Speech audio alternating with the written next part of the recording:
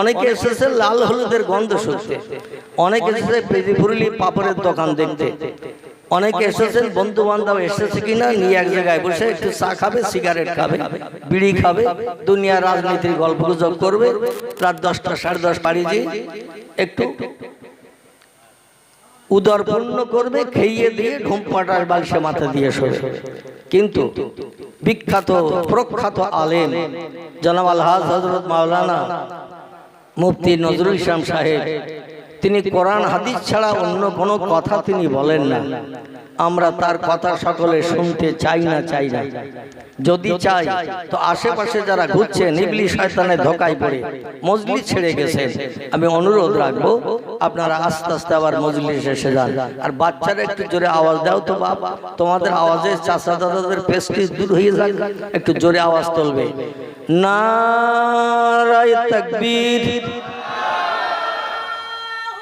আচ্ছা, আগের থেকে আওয়াজ একটু বেড়েছে না কমেছে? একটু বেড়েছে। তাহলে আশা করা যায় আর একবার যদি আমি নারায়ে তাকবীর বলি আওয়াজ আর একটু বাড়বে না কমবে? যদি বলেন কমবে তাহলে আর দেব না, আর যদি বলেন হুজুর আল্লাহর নামের আওয়াজ দেব না থেকে শয়তানের নামের আওয়াজ দেব, এরকম চিন্তা ভাবনা যদি থাকে তাহলে আল্লাহর নামের আওয়াজ আর একটাবার একটু জোরে দেন। নারায়ে তাকবীর। হিজলার মহান ইসলামী জলসা, হিজলার মহান ইসলামী জলসা সিলসিলায়ে হক ফুরফুরা শরীফ, সিলসিলায়ে হক ফুরফুরা শরীফ, বসিরহাট আল্লামা হুজুরের দরবার শরীফ। নারায়ে তাকবীর। আলহামদুলিল্লাহ। একটু ঘুমের রেশ কেটেছে না কাটেনি? যখনই ঘুম ঢল ভাব হবে, আমি কিছু জিজ্ঞাসা করলে আপনারা যখন উত্তর দিতে অনীহা প্রকাশ করবেন, মাঝে মাঝে যতটুকু সময় থাকবো একটু তাকবীরের আওয়াজ তুলবো। রাজি আছেন তো নাকি? আলহামদুলিল্লাহ। আমি মহিমান্বিত আসমানি ভাষা লাউহে মাহফুজের সংরক্ষিত মিষ্টি মধুর সত্যবাণী সত্য কথা, যার পবিত্র নাম হলো কোরআন শরীফ। কি নাম বললাম? কোরআন শরীফ। আমাদের ধর্মগ্রন্থের অনেকগুলো নাম এসেছে। কোনো বা নাম কোরআন শরীফ, কোনো বা নাম কোরআন মজিদ, কোনো বা নাম দোয়া, কোনো বা নাম শেফা, কোনো বা নাম জেকের, কোনো বা নাম ফুরকান, কোনো বা নাম নূর, কোনো বা নাম হুদা। এভাবে কোরআনে পাকের অনেকগুলো নাম এসেছে। আমি একটি নাম বক্তৃতার প্রারম্ভে আপনাদের কাছে বললাম, যেটা দেখবেন আল্লাহর পাক বাণী কোরআনের উপরের কভারের পৃষ্ঠায় গোল চক্করের ভিতরে লেখা থাকে। কোথায় লেখা থাকে? কোরআনের উপরের পৃষ্ঠায় একটা গোল চক্কর আঁকা থাকে, গোল। এই চক্রের ভিতরে নাম লেখা থাকে তিনটি। কটি বললাম? তিনটি নাম লেখা থাকে। একটি নাম লেখা থাকে কোরআন মজিদ, একটি নাম লেখা থাকে কোরআন শরীফ, একটি নাম লেখা থাকে ফুরকানুল হামিদ। কি নাম বললাম শেষে? ফুরকানুল হামিদ। এছাড়া আরো বহু নাম আছে, তবে যারা কোরআন প্রেসে ছাপায় এই তিনটি নামই বেশি বেশি কোরআন পাকের উপরে লিপিবদ্ধ করে দেয়। কোরআন শরীফের বাংলা অর্থটা আমি আপনাদের কাছে বলি, তাহলে কোরআনের আয়াত বললে আপনাদের শুনতে বুঝতে সুবিধা হবে। আল্লাহ পাক রব্বুল আলামিন আরবি ভাষায় কোরআন শরীফ নাজিল করেছেন। কোরআনের 12 পারা সূরাটির নাম হলো সূরাতুল ইউসুফ। কি নাম বললাম? সূরাটির নাম হলো সূরাতুল ইউসুফ। পয়গম্বর ইউসুফ নবীর জীবনী এই সূরা ইউসুফের ভিতরে আল্লাহ লম্বা কোট করেছেন। আমার ভাইরা, যত পয়গম্বরের জীবনী, যত ওলিদের জীবনী আল্লাহ কোরআনে কোট করেছেন, সমস্ত পয়গম্বর সমস্ত ওলিদের জীবনের ভিতরে আল্লাহ পাক রব্বুল আলামিন ইউসুফ নবীর জীবনী সব থেকে লম্বা করে কোট করেছেন। জোরে বলুন একটু সুবহানাল্লাহ। এই সূরা ইউসুফের ভিতরে আল্লাহ বলছেন, বিসমিল্লাহির রহমানির রহিম, ইন্না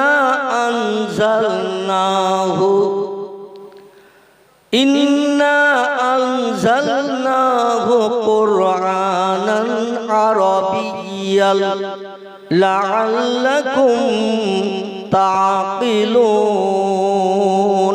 জোরে বলুন একটু আল্লাহু আকবার। আচ্ছা, কোরআন শরীফ মিথ্যা তাই আপনারা জোরে বলছেন না নাকি? কোরআন মিথ্যা তাই? কোরআনের শুরুতে ইন্ট্রোডাকশন, সূচনা, ভূমিকাতেই প্রথমেই আল্লাহ জানিয়েছেন যালিকাল কিতাবু লা রাইবা ফি। জোরে বলুন একটু আল্লাহু আকবার। যত লেখক বই লিখেছে, বই লেখার আগে দেখবেন ইন্ট্রোডাকশন, সূচনা, ভূমিকা দিয়েছেন, লেখকের মতামত প্রকাশ করে তারপরে বই লেখা শুরু করেছেন। লেখক তার মতামতের ভিতরে লিখেছেন, আমার এই বই পড়ে কোনো পাঠকের যদি উপকার হয় তাহলে আমার শ্রম সার্থক হলো, লেখাটা সার্থক হলো। তবে আমার এই লেখার ভিতরে কোনো পাঠকের নজরে যদি কোথাও কোনো ভুল ভ্রান্তি ধরা পড়ে আমাকে একটু অবগত করিয়ে দেবেন। ফোন নম্বর দেয়া থাকে, পরিচয় দেয়া থাকে, গ্রামের নাম, নিজের নাম, পরিচয় দেয়া থাকে। যদি কোথাও আপনাদের পড়ার ভিতরে, আমার এই লেখার ভিতরে কোনো ভুল ত্রুটি নজরে পড়ে তাহলে আমাকে একটু জানিয়ে দেবেন। পরবর্তী সংস্করণ আমি ভুল সংশোধন করে আমার লেখা পুস্তকটার সৌন্দর্য আরো শ্রীবৃদ্ধি করব, কলেবর শ্রীবৃদ্ধি করব। জোরে বলুন একটু আমিন। এমন কোন লেখক পৃথিবীতে নাই যারা বই লেখার আগে মতামত প্রকাশ করে নাই, ভূমিকা লেখে নাই। আর প্রত্যেকটি লেখক বলেছে আমার লেখার ভিতরে আপনাদের পড়ার সময় যদি কোনো ভুল নজরে ধরা পড়ে আমাকে জানিয়ে দেবেন। এই সংস্করণে তো বেশ কিছু বই লিখেছি, পরের সংস্করণ যখন আবার শুরু হবে, বই যখন আমার হাত থেকে ফুরিয়ে যাবে, আবার নতুন সংস্করণ করব এই বইয়ের, তখন এই ভুল সংশোধন করে বইয়ের কলেবর শ্রীবৃদ্ধি করব, সৌন্দর্য শ্রীবৃদ্ধি করব, যাতে বইয়ের ভিতরে কোনো ভুল ত্রুটি কারো নজরে ধরা না পড়ে। আচ্ছা, আল্লাহ কি তার কিতাব ফি কিতাবিন মাকনুন লা ইয়ামাসসুহু ইল্লাল মুতাহহারুন তানজিলুম মির রাব্বিল আলামিন। চিল্লায়ে বলুন একটু আল্লাহু আকবার। আর একটু জোরে বলুন আল্লাহু আকবার। সূরাটির নাম হলো সূরাতুল ওয়াকিয়া। কি নাম বললাম? সূরাতুল ওয়াকিয়ায় আল্লাহ বলছেন, ও পৃথিবীর মানুষ, আমার লেখা বইয়ে ভুল থাকা তো দূরে থাক, যালিকাল কিতাবু লা রাইবা ফি, এই বইয়ের ভিতরে শুরু থেকে নিয়ে শেষ পর্যন্ত যা কিছু লিপিবদ্ধ করা হয়েছে, যত তথ্য পরিবেশন করা হয়েছে, যত নবী আম্বিয়া ওলিয়া উলিয়াদের জীবনী কোট করা হয়েছে, তোমাদের জীবন আদর্শ গঠনের জন্য যত আইন কানুন, হক এবং না হক, সত্য এবং মিথ্যা, ভালো এবং মন্দ, যা কিছু লিপিবদ্ধ করা হয়েছে, লা রাইবা ফি, কোন তত্ত্বের ভিতরে শস্য দানা পরিমাণ শক বা সন্দেহ পর্যন্ত নাই। একটু জোরে বলা যাবে না সুবহানাল্লাহ? ভুল তো দূরে থাক, ভুল তো দূরে থাক, আমার লেখা কিতাবের ভিতরে কোনো সন্দেহ পর্যন্ত নাই। যা কিছু লিপিবদ্ধ করা আছে 114টি চ্যাপ্টার, সূরা, 6666টি সেন্টেন্স, বাক্য, আয়াত, 3,44,740টি হরফ, বর্ণমালা, অক্ষর। কেউ বলেছেন কিছু বেশি, কেউ বলেছেন কিছু কম। অক্ষর নিয়ে একটু মতভেদ হয়েছে, তবে আয়াত নিয়ে, সূরা নিয়ে কোনো মতভেদ হয়নি, রুকু নিয়ে কোনো মতভেদ হয়নি। জোরে বলুন একটু সুবহানাল্লাহ। আল্লাহ বলছেন ভুল থাকা তো দূরে থাক, যা কিছু তথ্য দেয়া হয়েছে ইট ইজ ট্রু ফ্যাক্ট, সব কথাগুলো চির সত্য। অতীতে ছিল সত্য, বর্তমানেও আছে সত্য, ভবিষ্যতেও থাকবে না মিথ্যা। পৃথিবীর বিজ্ঞানীরা যত উন্নত শিখরে পৌঁছাক না কেন, বিজ্ঞান, ইঞ্জিনিয়ার, ডাক্তার, মাস্টার, ভূতত্ত্ববিদ, ঐতিহাসিক, ভৌগোলিক, যত ধরনের মানুষ পৃথিবীতে আবিষ্কার হোক না কেন, আবির্ভাব হোক না কেন, আমার কোন একটা ভুল কিয়ামত অবধি কেউ বার করতে পারবে না। আল্লাহ বলছেন তবে কোরআন আমি বাংলা ভাষায় নাজিল করি নাই, ইংরেজি ভাষায় নাজিল করি নাই, উর্দু ভাষায় নাজিল করি নাই, ফার্সি ভাষায় নাজিল করি নাই। কারণ যার কাছে কোরআন পাঠিয়েছি তার ভাষাটা কি ছিল একটু বলেন? তার ভাষা আলহামদুলিল্লাহ। আপনারা একটু কথা এমন বলবেন যাতে আমার অন্তর কান পর্যন্ত আসে, আমি একটু কালা মতন আছি। বুঝতে পেরেছেন তো? এই জন্য আপনাদের কথাটা যদি আমার কান পর্যন্ত আসে তাহলে আমার তথ্য দিতে সুবিধা হবে।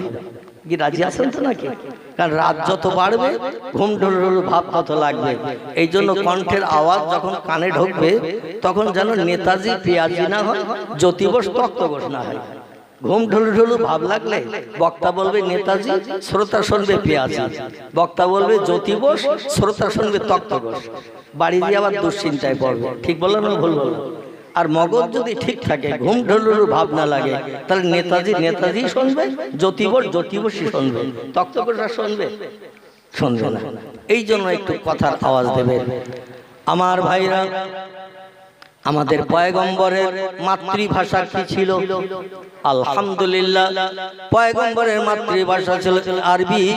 বর্তমান পৃথিবীতে আরবি ভাষাটা ইন্টারন্যাশনাল ভাষা হিসাবে বিবেচিত হয়েছে।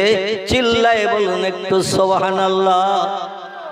আল্লাহ বলেন আমার পয়গম্বরের মাতৃভাষা ছিল আরবি। এই জন্য কোরআন আমি উর্দুতে নাজিল করি নাই, ফার্সিতে নাজিল করি নাই, হিন্দিতে নাজিল করি নাই, বাংলায় নাজিল করি নাই। অন্য কোন ভাষায় আমি কোরআন বলি, গুজরাটি, মারাঠি, কোল, ভিল, নাগা, খাসা, মুন্ডা, প্রত্যেকটি জাতির ভাষা আলাদা না আলাদা? সব জাতির ভাষা আলাদা। ওরা যখন কোনো ভাষায় কথাবার্তা বলে একে অপরে, আমরা শুনলে মনে করব 31 বছরের পাগল হয়ে গেছে। ঠিক কি না? কিচ্ছু তো আমরা বুঝতে পারবো না। আল্লাহ বলেন বিশ্ববাসী, আমার পয়গম্বর মুহাম্মদ রাসূলুল্লাহর ভাষা মাতৃভাষা ছিল আরবি।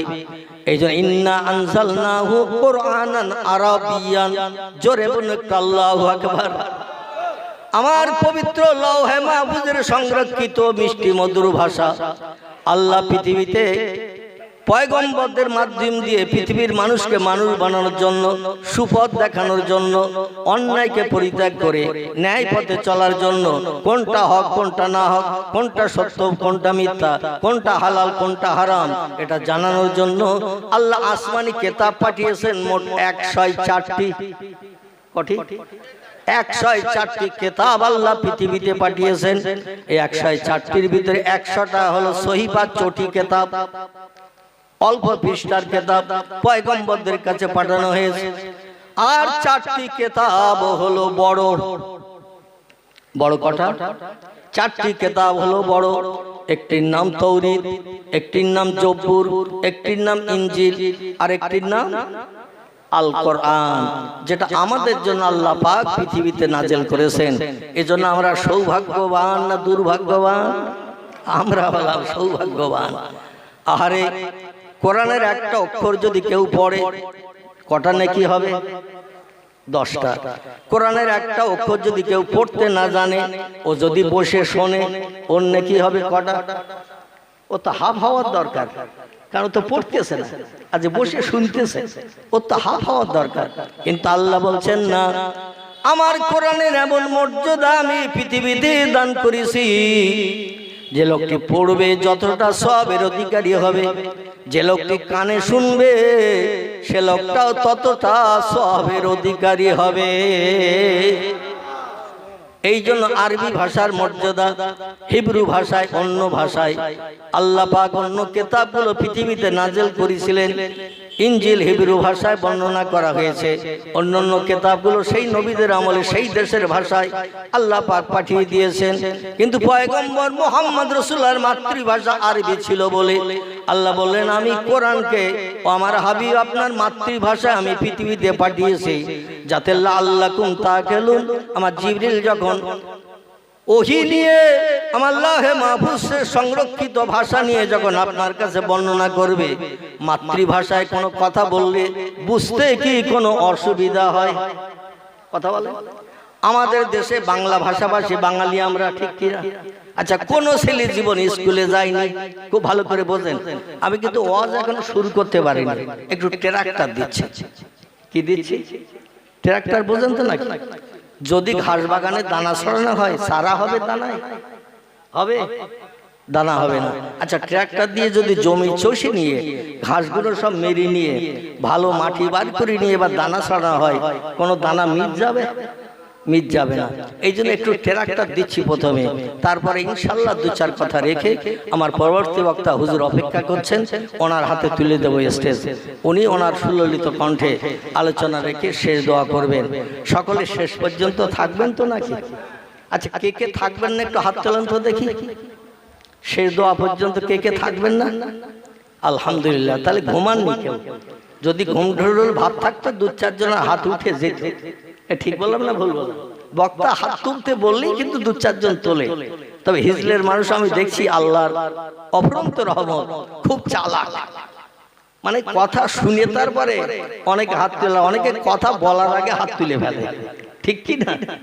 তবে আজকের কেউ হাত তুললেনি, এই জন্য আমি খুব খুশি হলাম। আমার ভাইরা, পয়গম্বর মুহাম্মদ রাসূলুল্লাহ সাল্লাল্লাহু আলাইহি ওয়াসাল্লামের মাতৃভাষা আল্লাহ কোরআন এই জন্য পাঠালেন।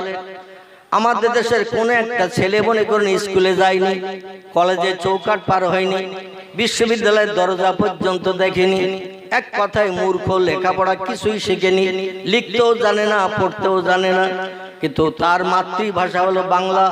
বাংলা ভাষায় যদি কোনো গল্প তার কাছে করা হয়, ও ছেলেটা গল্প শুনে বুঝতে পারবে না? পারবে না? পারবে কি না? লেখাপড়া কিছুই জানে না, কলম ধরতে জানে না, বই আলগা করে দিলে বলে। অক্ষরগুলো আগে বড় বড় ছিল, না খেয়ে সব ছোট ছোট হয়ে গেছে। এই জন্য আমি কিছু দেখতেও পাচ্ছি না, পড়তেও পাচ্ছি না, বুঝতেও পাচ্ছি না। আমাদের দেশের বাঙালি ছেলে বা মেয়ে লেখাপড়া না শেখার কারণে কিছুই লেখাপড়া জানে না, কিন্তু বাংলা ভাষায় কোনো গল্প করলে, কোনো তথ্য দিলে তার বুঝতে যেমন অসুবিধা হবে না। আল্লাহ বলেন, হাবিব, মক্কা নগরীতে কোনো স্কুলে আপনি যাননি, কলেজ বিশ্ববিদ্যালয় চৌকাট আপনি পার হননি, তাই বলে দেশের মানুষ আপনার মূর্খ বলবে? কিন্তু না না না, ইন্নামা বুইস্তু মুআল্লিমান। ও হাবিব, শুধু মক্কার মানুষ নয়, বরং পৃথিবীতে 228টির মতো দেশ বর্তমানে বিদ্যমান। কটা বললাম? পৃথিবীতে বর্তমান 228টির মতো দেশ বিদ্যমান। Japan, German, England, Holland, Poland, Italy, Brazil, Thailand, Singapore, Burma, Rangoon, Hindustan, Pakistan, Afghanistan, Iraq, Iran, Kuwait, Jordan, Arab পারস্য, তুরস্ক, Libya, Nigeria, Indonesia, Malaysia, Sri Lanka, Burma, Tajikistan, Kazakhstan, Balochistan, Azerbaijan, Armenia, Saudi Arab, Arab আমিরশাহী, শাম, সিরিয়া, মরক্কো, বুলগেরিয়া, আছে না নাই? এইভাবে 228টি দেশ পৃথিবীতে আমার আল্লাহ পাক এই পৃথিবীতে এই 228টি দেশে মানুষ জাতিকে বসবাস করার সুযোগ দান করে দিয়েছেন। এই 228টি দেশের মানুষ বর্তমান পৃথিবীতে বসবাস করছে। কোন দেশে এমন নাই যে ওই দেশে মুসলমান নাই। অনেক দেশে হিন্দু নাই, অনেক দেশে জৈন নাই, অনেক দেশে শিখ নাই, অনেক দেশে ইহুদি নাই, অনেক দেশে খ্রিস্টান নাই, অনেক দেশে কোল নাই, অনেক দেশে ভিল নাই, অনেক দেশে নাগা নাই, অনেক দেশে খাসা নাই, অনেক দেশে মুন্ডা নাই, অনেক দেশে আর্য নাই, অনেক দেশে আদিবাসী নাই। কিন্তু মুসলমান এমন একটি জাতি, তাম বিশ্বের 228টি দেশে, সব দেশে মুসলমান বসবাস করছে বর্তমান। একটু চিল্লায়ে বলুন সুবহানাল্লাহ, নারায়ে তাকবীর। এই মুসলমানদের নেতা করে যারা পৃথিবীতে পাঠালেন, আল্লাহ বললেন দুনিয়ার কোন স্কুল কলেজে পড়ার দরকার আপনার হবে না। তাই বলে পৃথিবীর মানুষ যেন আপনার মূর্খ ধারণা না করে। ইন্নামা বুইস্তু মুআল্লিমান, আমার আসমানি জ্ঞান দিয়ে আপনারা জ্ঞানান্বিত করে তাম পৃথিবীর সব দেশের মানুষের শিক্ষক করে আমি আল্লাহ পাক আপনাকে পৃথিবীতে প্রেরণ করেছি। জোরে বলুন একটু সুবহানাল্লাহ। আল্লাহ বলছেন, হাবিব আপনি বলে দিন, ইন্নামা বুইস্তু মুআল্লিমান, তাম বিশ্ববাসীর শিক্ষক হয়ে, টিচার হয়ে, প্রফেসর হয়ে, অধ্যাপক, অধ্যক্ষ হয়ে আমি মুহাম্মদ পৃথিবীতে এসেছি। আমার মতো জ্ঞান অতীতে কারো ছিল না, বর্তমানে নাই, ভবিষ্যতে কোনো নাতি নাতকুড়ে হবে না। এখন বর্তমান যুগের কিছু বিজ্ঞানীরা, দার্শনিকেরা, ইঞ্জিনিয়াররা, ডাক্তারেরা, মাস্টাররা, ভূতত্ত্ববিদেরা, ঐতিহাসিকেরা, ভৌগোলিকেরা তারা বলছেন মুহাম্মদ লেখাপড়া কিছু জানতো না, নাউজুবিল্লাহ, এজন্য মুহাম্মদ ছিল মূর্খ। জোরে বলুন একটু নাউজুবিল্লাহ। আচ্ছা, রসুল যে বললেন আমি তামাম বিশ্ববাসীর শিক্ষক, কথাটা নবী বাস্তবে প্রমাণ না করা পর্যন্ত এ যুগের মানুষ মেনে নেবে? মেনে নেবে? বলে কথা তো কত লোক কত রকম বলে, অনেকে ওয়াদা করে ভঙ্গ করে, অনেকে অনেক বড় বড় কথা বলে, কাজের সময় তারে খুঁজে পাওয়া যায় না। বিশেষ করে রাজনৈতিক নেতা যারা একটুখানি না বললে নয়, রাজনৈতিক নেতা যারা ইলেকশনের আগে এইরকম স্টেজে দাঁড়িয়ে কত আশ্বাস জনগণের দেয় না, এটা করব, ওটা করব, এটা দেব, ওটা দেব, অমুক করব, তমুক করবো, তোমাদের একেবারে সোনার থালায় ভাত খাইয়ে দেব। আচ্ছা, ইলেকশন যাই হয়ে যায়, এমপি হয় যিনি, তার আর খোঁজ পাওয়া যায়? হিজলে গ্রামে আসবে আর কোনোদিন? এমপি এমএলএ হয়তো বাড়ির কাছাকাছি লোক, সেজন্য মাঝে মধ্যে হয়তো রাস্তা দিয়ে যায়, কিন্তু যে এমপি হয় 7টা থানা মিলে ভোট নিয়ে উইনার হয়ে এমপি হয়েছে, ও তো কত আশ্বাস দিল ভ্যাবলা হাই স্কুল মাঠে, বসিরহাট বিএসএস মাঠে, এরকম বড় বড় মাঠে আশ্বাস দেয় তোমাদের এই করব সেই করব, আমার একটু ভোট দিয়ে জিতিয়ে দিও। আচ্ছা, বলিয়ে চলে যায়, ভোটে জেতার পরে আর আসে জনগণের কি সুবিধা অসুবিধা দেখার জন্য? কিন্তু রসুল বলছেন আমি তামাম বিশ্ববাসীর শিক্ষক। কেমন শিক্ষক? মানুষ যদি যাচাই করতে না পারে তাহলে শিক্ষক হিসাবে মানবে? কথা বলে মানবে না। মক্কার মানুষ দেখে বলে মুহাম্মদ তুমি কেমন আমাদের নেতা সেজেছ, জন্মের আগে তুমি বাপ হারিয়েছ। খুব ভালো করে শোনো, জন্মের আগে তুমি বাপ হারিয়েছ। ও মুহাম্মদ 4 বছর বয়সে তায়েফ থেকে মক্কা নগরীতে মায়ের কাছে ফিরে এসেছো। 6 বছর কাল অতিবাহিত হতে না হতে মায়ের কোলে মায়ের স্নেহে 2 বছরের মতো লালিত পালিত হওয়ার পর তুমি তোমার মা জননী আমিনাকেও তুমি হারিয়েছো। 8 বছর 6 মাস 16 দিন বয়স পর্যন্ত তুমি মা হারানোর পরে দাদা আব্দুল মুত্তালিবের কাছে তুমি লালিত পালিত হয়েছে। কার কাছে? বাপ তো জন্মের আগে মারা গেল, মা 6 বছর বয়সে মারা গেল। রাসূল বাপ মা হারা এতিম যখন হলেন, দাদার কাছে লালিত পালিত হলেন। কারণ মুহাম্মদের আহা বলার কেউ নাই, দুঃখ দেখার কেউ নাই, মুহাম্মদের কোলে তুলে নেওয়ার কেউ নাই। আব্দুল মুত্তালিব 6 বছর বয়স থেকে নিয়ে 8 বছর 4 মাস 16 দিন, কত বললাম? 8 বছর 4 মাস 16 দিন আব্দুল মুত্তালিব পয়গম্বরের লালন পালনের দায়িত্ব নিল। আব্দুল মুত্তালিব বৃদ্ধ মানুষ ছিল। এই 8 বছর 4 মাস 16 দিন যখন নবীজির বয়স হলো, আব্দুল মুত্তালিব দুনিয়া থেকে বিদায় নিয়ে নিল। তাহলে নবীজির আপনজন আর কেউ আছে? আপনজন আর কেউ নাই, কিন্তু আপনজন ছিল রক্তের সঙ্গে সম্পর্কওয়ালা 9 জন চাচা। কয়জন? 9 জন চাচা। কারো নাম হারেস, কারো নাম মুকাবিম, কারো নাম হামজা, কারো নাম আব্বাস, কারো নাম আবু তলেব, কারো নাম আব্দুল্লাহ, কারো নাম আবু লাহাব। এরা ছিল বিশ্ব নবীর আপন চাচা। আচ্ছা, আবু জেহেল কে বলুন তো?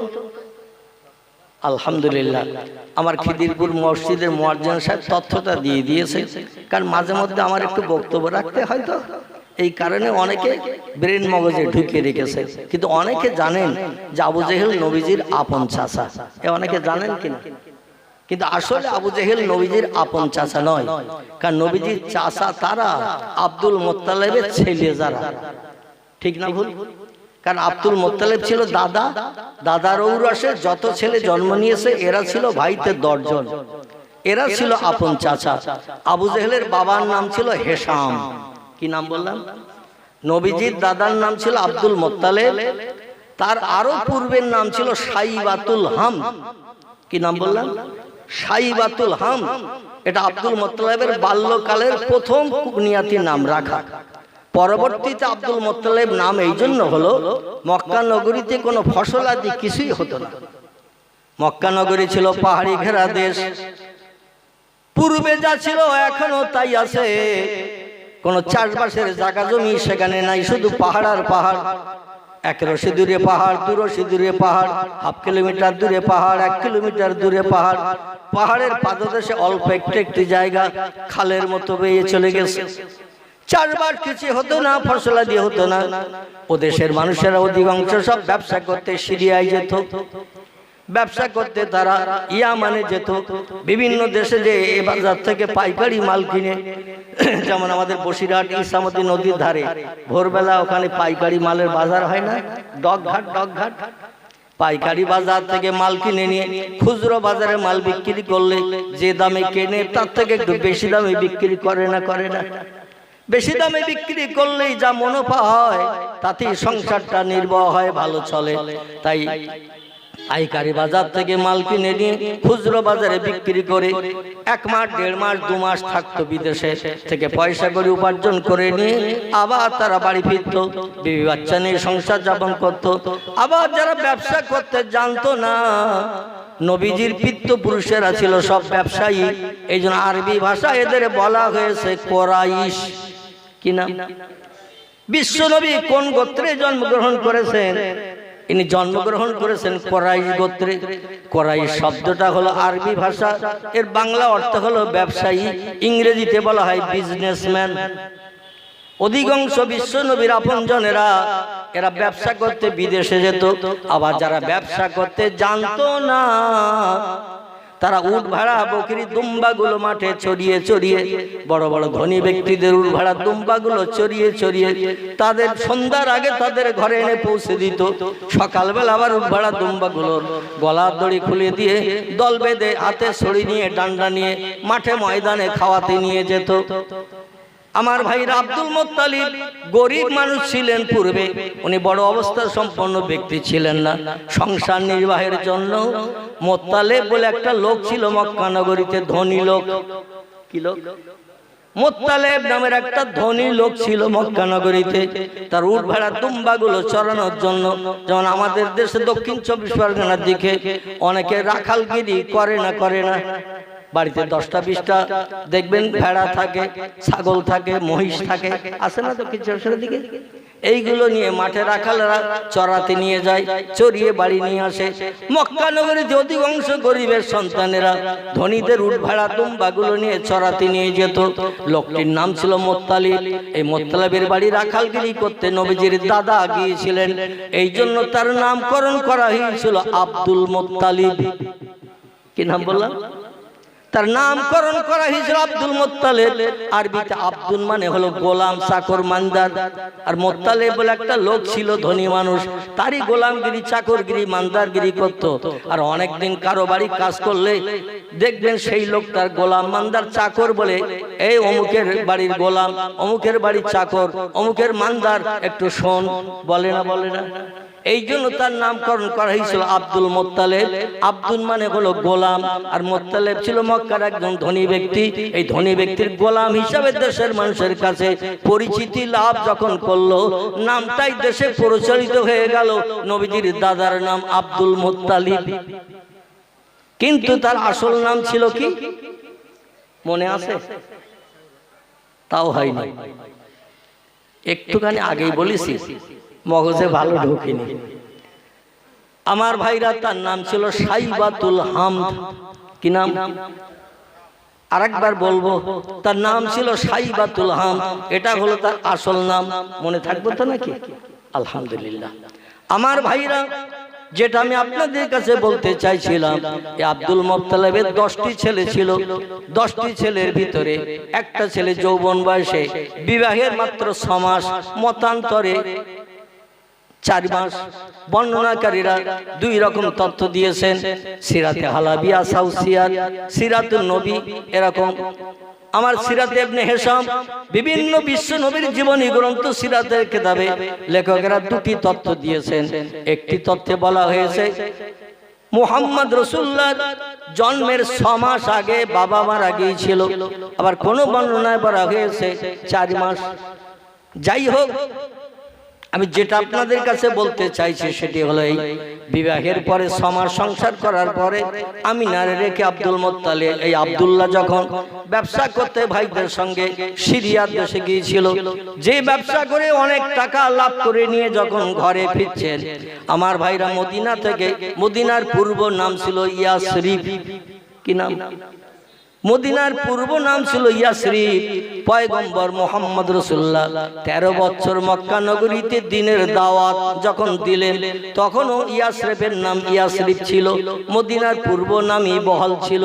13 বছর দ্বীনের দাওয়াত দেওয়ার পর রসুল যখন মক্কাবাসীদের অত্যাচারে অতিষ্ঠ হয়ে গেলেন, পাথর খেয়ে খেয়ে সারা দেহটা রক্তে লাল হয়ে গেল। বিশ্ব নবীর গায়ে বসন্তের দাগের মতো যখন পাথর খেয়ে খেয়ে ঘাগুলো সেরে গেল, বসন্তের দাগের মতো দাগ হয়ে গেল। আমাদের দেশে মাঝে মধ্যে কিছু আগে, এখান থেকে 2 বছর আগে বা 20 বছর আগে দেখবেন ফাল্গুন চৈত্র মাস আসলে বসন্ত রোগ হতো না, এখন একটু কম হয়ে গেছে, কিন্তু আগে ফাল্গুন চৈত্র মাস আসলেই কিন্তু বসন্ত রোগ দেখা দিত। আরে বসন্ত রোগ যদি সারা দেহে ওই রস নিয়ে মানে মোটা মোটা ফুসকুড়ি গলে যাওয়ার পরে দগদগে ঘা হয় না, হয় না? ঘাগুলো সেরে যাওয়ার পরে একটা দাগ থাকে না, থাকে না? অনেকে বলে দাগ নুকিয়ে যাবে পরে ডাবের পানি দিয়ে গোসল করা, এ বলে না, বলে না? ডাবের পানি দিয়ে গোসল করা